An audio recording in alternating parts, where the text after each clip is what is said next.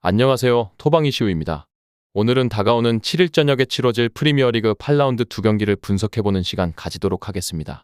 우선 오늘 준비한 두 경기 모두 승부식 117회차 및 축구 승무패 57회차에도 발매된 경기인 만큼 주말 일정 중 가장 많은 분들의 주목을 받게 될 경기라 판단되어 선정해보았는데요.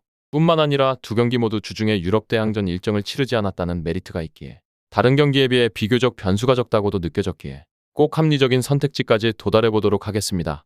그렇다면 오늘의 두 번째 경기인 벌리와 첼시의 경기, 양팀의 지난 라운드부터 살펴보며 분석 시작해보도록 하겠습니다. 먼저 홈팀 벌리입니다. 벌리는 지난 라운드 루턴타운에게 2대1 승리를 기록했습니다. 84분의 동점골을 허용하자 상당히 위기감이 돌았지만 1분 만에 중거리로 득점을 기록하면서 힘겹게나마 승리를 거둘 수 있었던 모습이었는데요. 다만 상대가 상당히 완강하게 수비를 하자 박스 안에서의 슈팅은 위협적이지는 못했는데요. 실제로 가장 가까운 곳에서 기록했던 3개의 슈팅은 모두 세트피스로 만들었던 것이었습니다.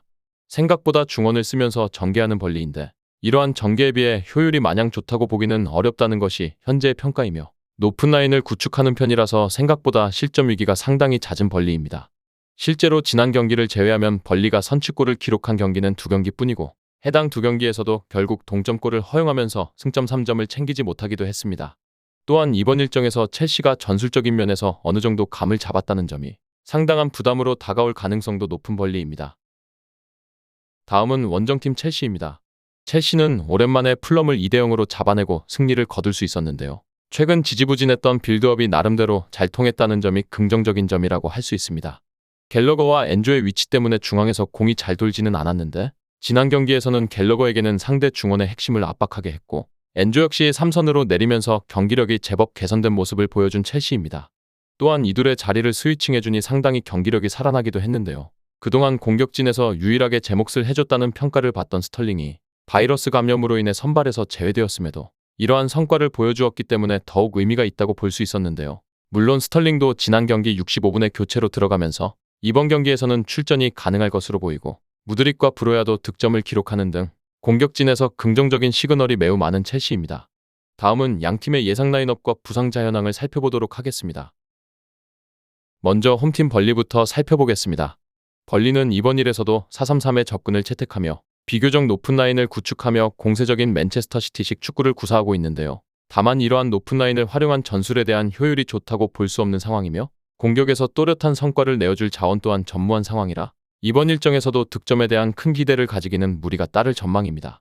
다음은 원정팀 첼시입니다.